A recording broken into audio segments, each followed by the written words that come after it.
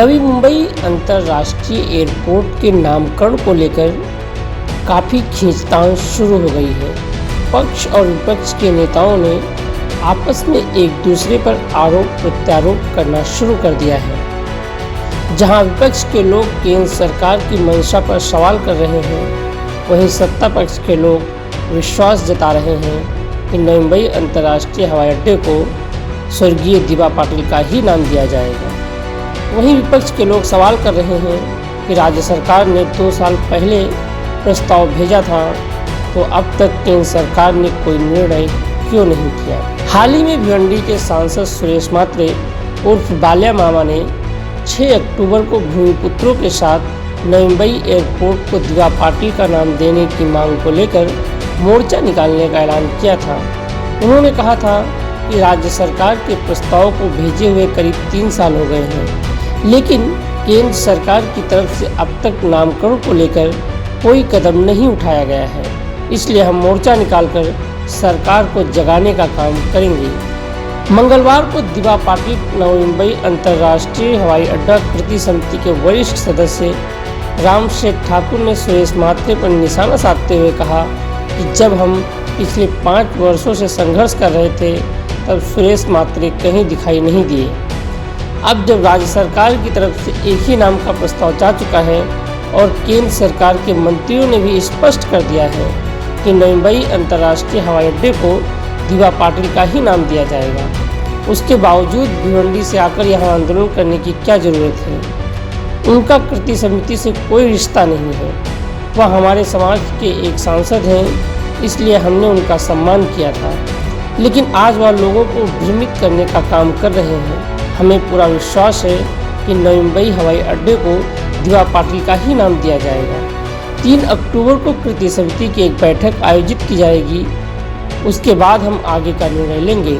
सुरेश मात्रे के आंदोलन से कृति समिति का कोई लेना देना नहीं है। उनके साथ भाजपा के विरोधी दलों के लोग हैं। सिर्फ 20% भूमिपुत्र ही उनके साथ दिखाई देंगे। वहीं इस मुद्दे पर आगरी कोली यूथ फाउंडेशन के अध्यक्ष नीलेश पाटिल ने कहा कि एयरपोर्ट नामकरण की लड़ाई हमने शुरू की थी।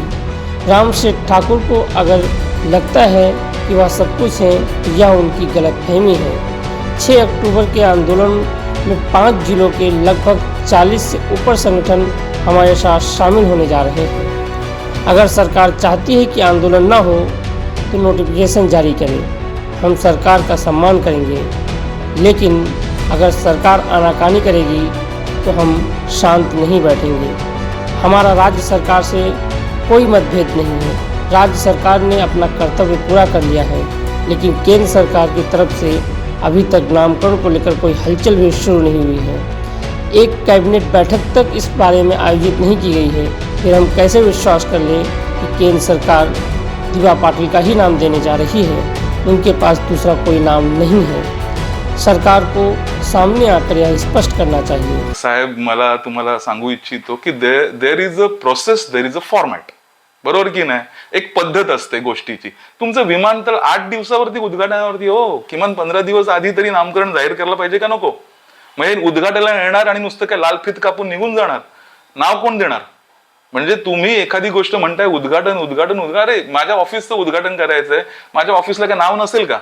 मग जर का तुम्ही उद्घाटन करताय आणि नाव तरीही देत नाहीयेत, नाव देण्यासाठी हे नाव मस्त कोणीतरी मी आलं आणि ते बाळाच्या बारशामध्ये कानामध्ये येऊन आत्यानी नाव फुंकलं आणि नाव मिळालं, असं नाहीये ते. हे शासकीय प्रक्रिया, या शासकीय प्रक्रिया किमान 7 दिवस आधी, 8 दिवस आधी, 10 दिवस आधी, 15 दिवस आधी व्हायला पाहिजे ना. मग 8 ऑक्टोबरला जर का विमानतळाचं उद्घाटन आहे, मग अद्याप ही नाव अधिकृतरित्या घोषित जाहीर का केलेलं नाहीये? राज्य सरकारने ठराव केलाय, पण राज्य सरकार काय अंतिम बॉडी नाहीये, हे विसरता का आपण? केंद्र सरकार अंतिम बॉडी, आणि केंद्र सरकारच्या कॅबिनेट मधला ठरावाची कॉपी आम्हाला द्या. आम्ही तुमचा जय जयकार करू, तुमच्या पालख्या उचलायला येऊ, तुमचा उदो उदो करायला आम्ही तयार असू. पण आम्हाला 6 तारखेच्या आत ते GR पाहिजे, त्या नोटिफिकेशन पाहिजे, अधिकृत आम्हाला कॅबिनेट, केंद्रीय कॅबिनेटचा ठराव पाहिजे. मिळाला तर जल्लोषात तुमचं सगळ्यांना डोक्यावर घेऊन नाचू आम्ही. पण नाही मिळाला तर डोक्यावर घेतलेल्याला पायाखाली घ्यायला सुद्धा वेळ लागणार नाही, विसरू नका. आपकी आवाज, आपकी खबर. जुड़े रहिए आवाज टुडे के साथ और सब्सक्राइब करना ना भूलें।